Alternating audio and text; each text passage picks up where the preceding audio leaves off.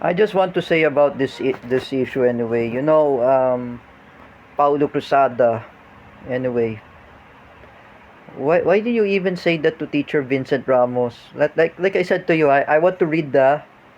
If I don't want to comment, if you're watching this, Teacher Vincent Ramos, I will protect you from Paulo Cruzada's death threats. I want to read what he said before. If I said, Vincent Ramos, iyak ka pa, gago ka. Paulo Cruzada, stop cursing at Teacher Vincent Ramos. And you label him abnormal. Paulo Cruzada, he was not there in CDIFI.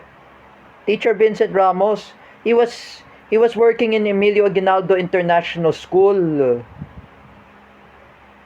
If I say again, Paulo Cruzada, if you challenge Pinky Ramos and Jude Ramos, that was a siblings of Teacher Vincent, or that was a sister or brother of Teacher Vincent, lagot ka, Paulo Cruzada. If I say again, Paulo Cruzada, if Aiza Bancula seen this, o pag nagsumbong yan si Teacher Vincent Ramos kay Aiza Bancula, lagot ka, Paulo Cruzada. For what you're saying to Teacher Vincent, it is very nice to say that.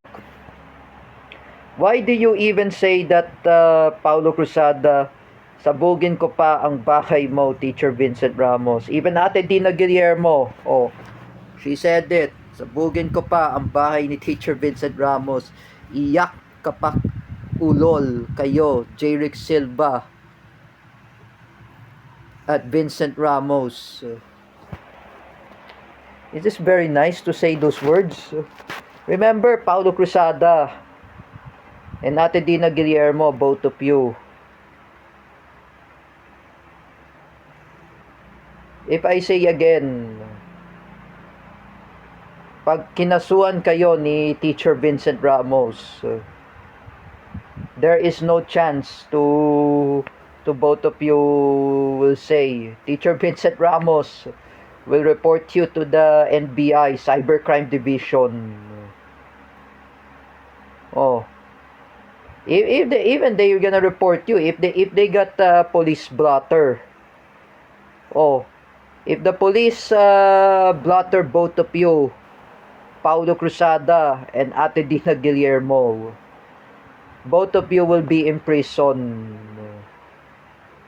Even Teacher Vincent Ramos, that person, you're threatening him and you're saying about what was Paulo Cruzada said, kumakampi kayo, Teacher Vincent Ramos, kumakampi ka ba kay Balingit Andrew Jonathan? That was me. Paulo Cruzada, I say again, Teacher Vincent Ramos is my former friend. I just telling him, you need to lecture those two idiots. They're still attacking my relatives. They're still attacking my friends. It's just very nice to attack everyone. Paulo Cruzada and Ate Dina Guillermo. First of all, Paulo Cruzada, Teacher May Tiburcio. Second is Nanay Ningning. Third is Kuya Jojo. Fourth is Ate Ellen Cerverio. Fifth is Ate Isa. Sixth is Ate Hana. Seventh is Kuya Mel. Nixon Castro. I mentioned Kuya Mel. Eighth, my former friend I met in a condo in Stellar Place, Yakin Tantush, named Ezra, who was living there in Malaysia. Ninth is Beta Kuznetsova, the Miss Moldova, the friend of Miss Ukraine. Maria Zhelyakova. And 10th is Teacher Vincent Ramos and Joshua Arroyo. And 11th, Paulo Cruzada. Ate Dina Guillermo, mahiyak naman kayo, like I said. If I say again, Paulo Cruzada, subukan mo lang sabugin ang bahay ni Teacher Vincent. I will tell Jeric Silva and the Spedmotics, kakainin ka na ng Philippine Raptor. Iko Corby alive ka pa, Paulo Cruzada. Kakainin ka ng atay mo, Paulo Cruzada, like I said. Even you, Ate Dino Guillermo, kakainin ka ng atay mo. Iko core beef ka niya, like I said, you know, Paulo Cruzada. Maya ka naman, like I said, what you did to Teacher Vincent Ramos. Teacher Vincent is already left in CDIFI. He is no longer teaching there. Just like I said before, tapos ginaganon mo pa. If you're watching this, Teacher Vincent Ramos, pwede nyo yung kasuhan si Paulo Cruzada at Ate Dina Guillermo. I'm just saying, kasuhan mo na yung bukok na yan, like I said. You know, this is not really nice, those two people attacking at Jeric Silva or Teacher Vincent Ramos. Just like I said, you know that naaaksaya kayo ng oras ni Teacher Vincent Ramos, and you do not know what both of you are talking about.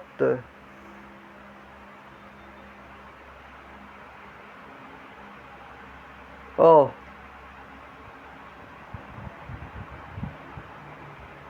luckily, if I didn't chat Franco Morales, I will tell to Franco, kasuhan nyo na to si Paulo Cruzada. You know, Paulo Cruzada, tigilan mo na si Teacher Vincent if I were you. It's really death threatening.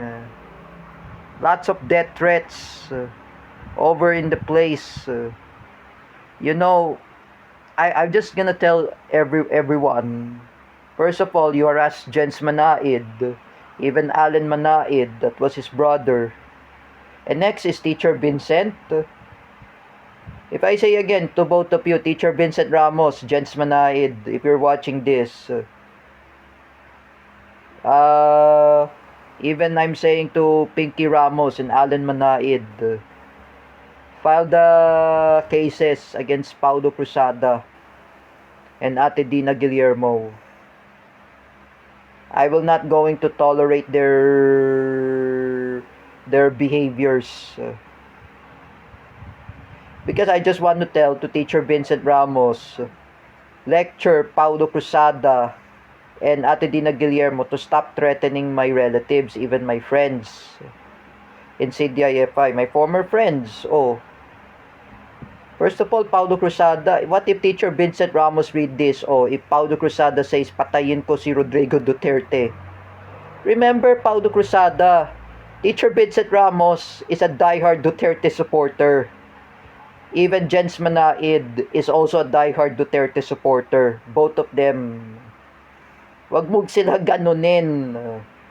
If I were you, Paulo Cruzada, wag mo sila idamay. Ako ang makakaaway mo. Wag sila. Ako ang makakalaban mo, Paulo Cruzada. Wag sila. Wag mo sila idamay.